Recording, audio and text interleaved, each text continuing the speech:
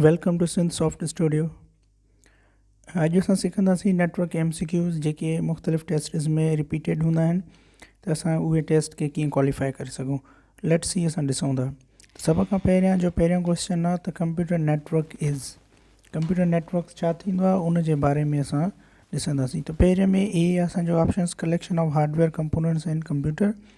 B option में आहे interconnected by the communication channels ऐं सी में आहे sharing the infrastructure and information. यानी कि जिन जो जेको ऑप्शन करेक्ट आहे उहो आहे डी ऑपरेशन। यानी कि ऑप्शन असांजो डी जेको आहे ऑल ऑफ अबो जेको आहे उहो असांजा करेक्ट ऑप्शन आहे।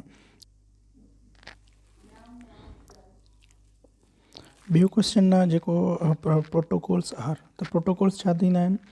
ऑप्शन ए में आहे agreements on how the communication components and DT are to the communicate. B options में are the logical communication channels for the transferring data. C में are physical communication channels used for the transferring data. D है जेको none of above आहे। जेको ने जो correct option हूंदो उहो आहे ए, यानी कि जंहिंजे थ्रू असां कम्युनिकेशन कराए सघूं था। छो त जेके प्रोटोकॉल्स आहिनि उहे असांजा कम्युनिकेशन्स ऐं DT जे थ्रू असांजा थींदा आहिनि। क्वेश्चन नंबर 3 में आहे two devices are in network if. Option A may a process in a one device is able to exchange information with a process in another device. B option a process is running on both devices. Option C a PIDs of the process running on the different devices are same. And D a none of mentioned. मतलब हिन में असां ॾिसंदासीं त जेको हिन जो correct option आहे उहो आहे ए आहे, जंहिंजे थ्रू असां पंहिंजे जेको बि करेक्ट ऑप्शन्स हूंदो हिन जो उहो ए आहे।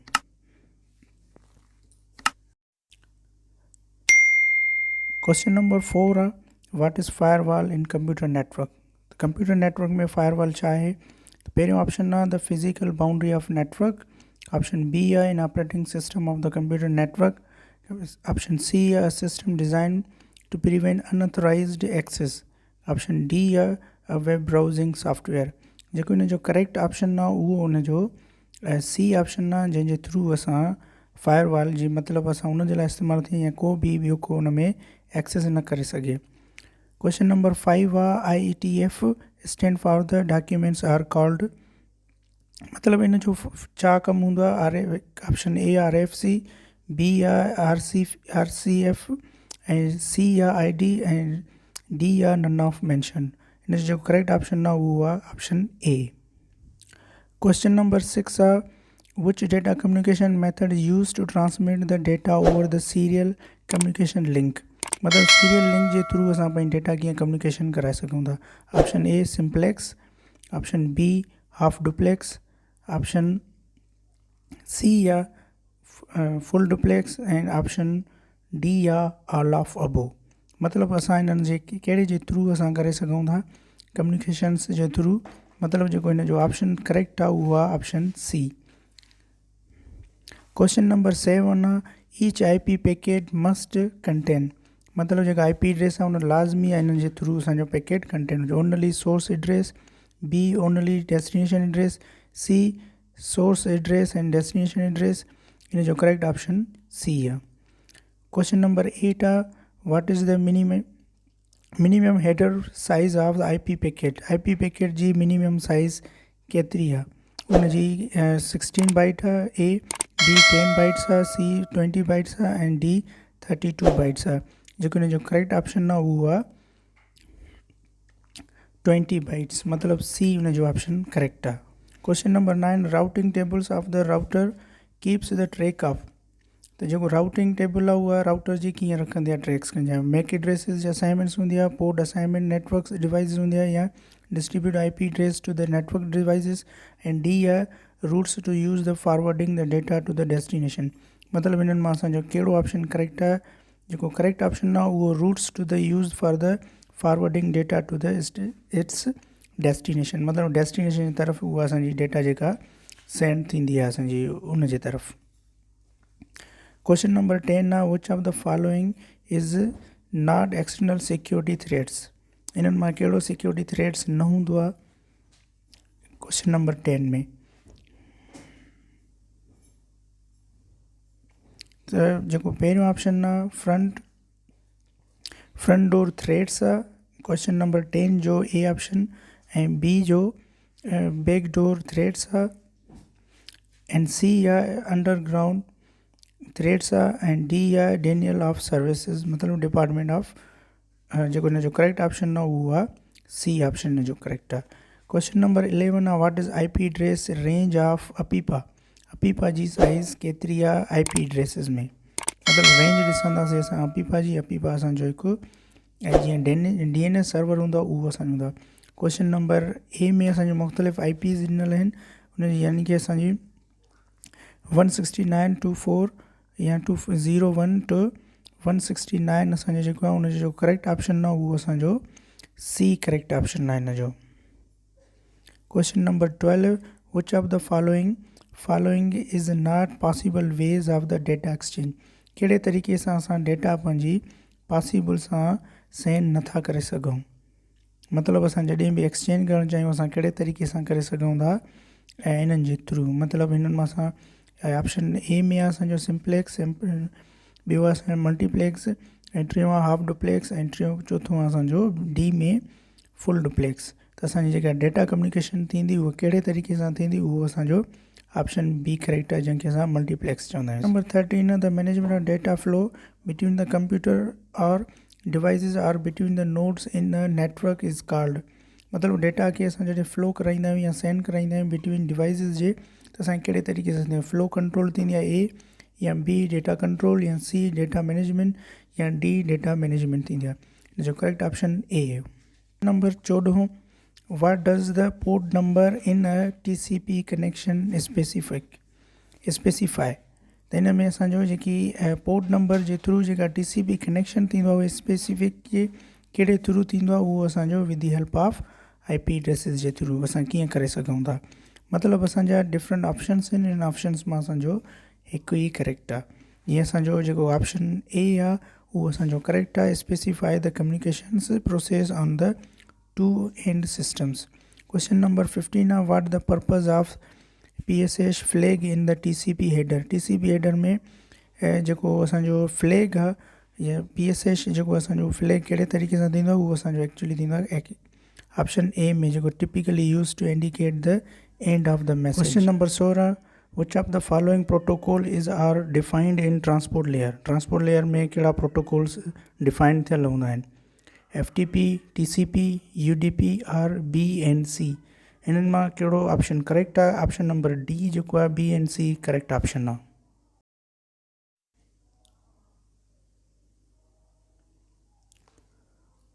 Question number 17 meaning of straight through cable जी माना छा आहे जेकी हिन जी मीनिंग थींदी उहा मीनिंग आहे मतिलबु हिननि ABC मां जेको करेक्ट ऑप्शन आहे उहो आहे हिननि जी जेका असां कनेक्शन कराईंदा आहियूं 8 वायर्स जो उन्हनि जो असांखां पुछियो वञे थो त स्ट्रेट वायर जो जेको असांजो टाइप आहे असां कहिड़े तरीक़े सां उनजो कनेक्शन करे सघूं था हिन जी केबल सां जेको हिन जो करेक्शन जेको ऑप्शन करेक्ट आहे उहो आहे 4 wires pairs connected to the same pin each end मतिलबु ॿिन्ही मां सेम असां टाइप्स कनेक्ट करे question number 18 what is the size of MAC address जी छा साइज़ आहे option A 16 bits option B 32 bits option C 48 bits ऐं option D 64 bits जेको करेक्ट ऑप्शन आहे उहो आहे C question number 19 repeaters operates in which layer of the OSI model मतिलबु जेको रिपीटर आहे OSI मॉडल लेयर कहिड़े सां वर्क कंदो आहे option A physical layer option B data link layer option C network layer option D transport layer हिन जो जेको करेक्ट ऑप्शन आहे ए या फिजिकल लेयर सां उहो कम्युनिकेशन्स कराईंदो आहे question number 20 which of the following layer of OSI model also called the end to end layer मतिलबु OSI मॉडल लेयर में एंड टू एंड लेयर कहिड़ो आहे option B presentation layer option B network layer option C session layer option D transport layer जेको correct option आहे D आहे transport layer question number 21 router operates in layer of OSI reference model में जेको router आहे उहो कहिड़े layer ते work कंदो आहे A option layer 1 option B layer 3 option C layer 4 option D layer 7 जेको वर्क कंदो आहे लेयर 3 ते कमु कंदो आहे मतिलबु ऑप्शन बी करेक्ट आहे नेटवर्क लेयर जे थ्रू मतिलबु जेको राउटर हूंदो आहे उहो वर्क कंदो आहे लेयर 3 ते। Question number 22, ADCL abbreviation of ADSL जो फुल फॉर्म छा आहे, यानी एब्रीवेशन जो फुल फॉर्म थो पुछियो वञे त तव्हां खां कहिड़ो ऑप्शन सही आहे। ऑप्शन नंबर डी सही आहे, एसिमेट्रिक डिजिटल सब्सक्राइबर लाइन, जेको ADCL जो फुल फॉर्म आहे। Question number 23, how many layers does OSI reference model has, OSI layer के जेको मॉडल आहे उन में केतिरा टोटल लेयर्स आहिनि। ऑप्शन नंबर डी आहे जंहिंखे 7 लेयर्स आहिनि। Question number 24, bridge works in which layer of OSI model, मतिलबु ब्रिज जेको आहे उहो कहिड़े OSI मॉडल लेयर ते वर्क कंदो आहे। हिन जो करेक्ट ऑप्शन आहे उहो आहे ऑप्शन नंबर डी आहे जंहिंखो डेटा लिंक लेयर, मतिलबु त जेको वर्क कंदो आहे ब्रिज उहो डेटा लिंक लेयर ते वर्क कंदी आहे। Question number 5, why IP protocol is consider as unreliable, unreliable असांजो IP जेको प्रोटोकॉल आहे छो आहे। ऑप्शन ए आहे packet may be lost, B packets may arrive out of order, option C duplicate packets may be the generated, option D आहे all of above. मतिलबु हीअ सभु इन में इन जे करे अनरिलायबल आहिनि छो त जेके बि ऑप्शन आहिनि सभु सही आहिनि। जेके असांजा पैकेट्स लॉस बि थींदा आहिनि, डुप्लीकेट बि हूंदा आहिनि, ऐं पैकेट्स अराइव बि थींदा आहिनि, मतिलबु ऑप्शन नंबर डी करेक्ट आहे। Question number 26, what is the benefit of networking, networking जा बेनिफिट्स कहिड़ा आहिनि। Option A file sharing, option B easier access to resource, option C easier to backups, option D all of above. मतिलबु जेको हिन जो correct option आहे उहो आहे डी ऑल ऑफ अबोव, छो त इहे सभु असांजा ऑप्शन्स यूज़ थींदा आहिनि नेटवर्किंग जे through.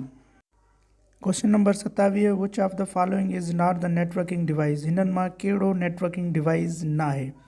Option A gateway, option B Linux, option C routers, option D firewalls, मतिलबु हिननि मां कहिड़ो राउटर डिवाइस न आहे, मतिलबु लिनक्स असांजो ऑपरेटिंग सिस्टम आहे। Question number 28, what is the maximum header size of IP packet, IP packet जी हेडर साइज़ केतिरी हूंदी आहे।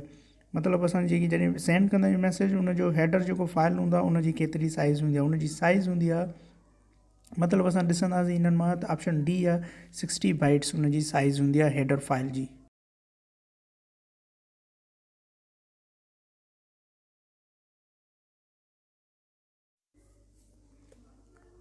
Question number 29, which of the following correct in VLSM, VLSM में हिननि मां कहिड़ी ऑप्शन करेक्ट आहे। ए आहे can subnet different size, option B subnet must be same size, option C no organize subnets, option D all of above.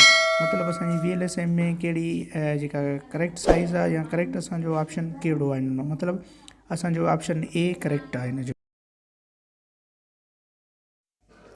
Question number 3, DHCP server provides dash to the client, client खे DHCP server छा वापसि कंदो आहे या ॾींदो आहे।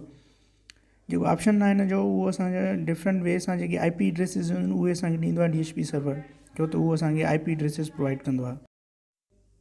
Question number 31, what is the address size of IPv6, IPv6 जी size केतिरी थींदी आहे। Option A 32 bit, option B 64 bit, option C 128 bit, option D 256 bit, जेका करेक्ट साइज़ आहे उहा 128 बिट हूंदी आहे साइज़ IPv6 जी। Question number 32, what is the size of network bits and host bits of the class A IP address, मतिलबु IP address में class host and network bits जी केतिरी साइज़ हूंदी आहे। जेको ऑप्शन हिन में ॾिनल आहिनि, ए आहे नेटवर्क बिट्स 7 आहिनि, होस्ट 24 हूंदा आहिनि, नेटवर्क बिट्स हूंदा आहिनि 8 ऐं होस्ट बिट्स हूंदा आहिनि 24, ऐं नेटवर्क बिट्स हूंदा आहिनि 7, उहे 7 ऐं होस्ट बिट्स हूंदा आहिनि 23, ऐं डी ऑप्शन में आहे नेटवर्क बिट्स 8 हूंदा आहिनि ऐं 23 बिट्स हूंदा आहिनि। जेको करेक्ट ऑप्शन आहे उहो ए आहे, छो त 7 बिट्स हूंदा आहिनि ऐं असांजो 24 बिट्स हूंदा आहिनि हुनजा network size and host bits जा। Question number 33, what is full form of RAID, RAID जो फुल फॉर्म छा आहे। मतिलबु हिते असां खां सिर्फ़ु इहो पुछियो थो वञे त हिन जो एब्रीवेशन या फुल फॉर्म छा आहे। हिन जो करेक्ट ऑप्शन आहे ए आहे redundant array of independent discus.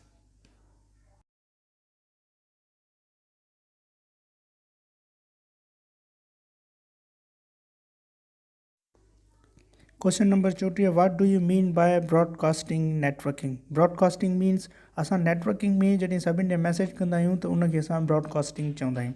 मतिलबु जॾहिं बि असां एट द सेम टाइम सभिनी खे मैसेज कयूं त उनखे असां ब्रॉडकास्टिंग चवंदा आहियूं। त इट मीन्स असांजो ऑप्शन ए करेक्ट आहे, addressing packet to all machine, सभिनी जेके बि कंप्यूटर आहिनि सभिनी ॾे सेंड थींदो ईंदो message. Question number 35, what is size of source and destination IP address in IP header? IP header में सोर्स एंड डेस्टिनेशन जी साइज़ केतिरी हूंदी आहे हेडर फाइल में? जॾहिं बि असां उन में सेंड कंदा आहियूं IP एड्रेस की त उन में केतिरी साइज़ हूंदी आहे? उनजी डेफिनेटली साइज़ 32 बिट्स हूंदी आहे जेको असांजो मैसेज हूंदो आहे। Question number 36, what is the typical range of ephemeral ports? Ports जी टोटल साइज़ केतिरी हूंदी आहे? अगरि ॾिसूं त असां हूअं त ॾिसूं असांजी 65,536 हूंदियूं आहिनि, बट असां इन्फेरनल जेके हूंदा आहिनि उहे असांजा पोर्ट्स जी साइज़ केतिरी हूंदी आहे?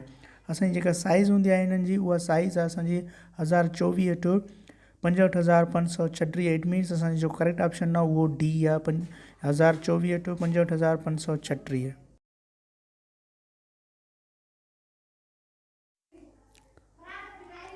Question number 37, a set of rules that governs all aspects of information communication is called? मतलब जेके भी कम्युनिकेशन थींदी आहे उन्हनि सभिनी जा एस्पेक्ट्स या रूल्स ऐं गवर्नेंस केरु कंदो आहे उहो असांजो डायरेक्टली ॿुधाईंदो आहे त असांखे कम्युनिकेशन्स कीअं करणी आहे ऐं असांजो जेको उन्हनि सभिनी ते रूल्स वग़ैरह हलाईंदो आहे उनखे असां प्रोटोकॉल चवंदा आहियूं। ऑप्शन C करेक्ट आहे हिन जो।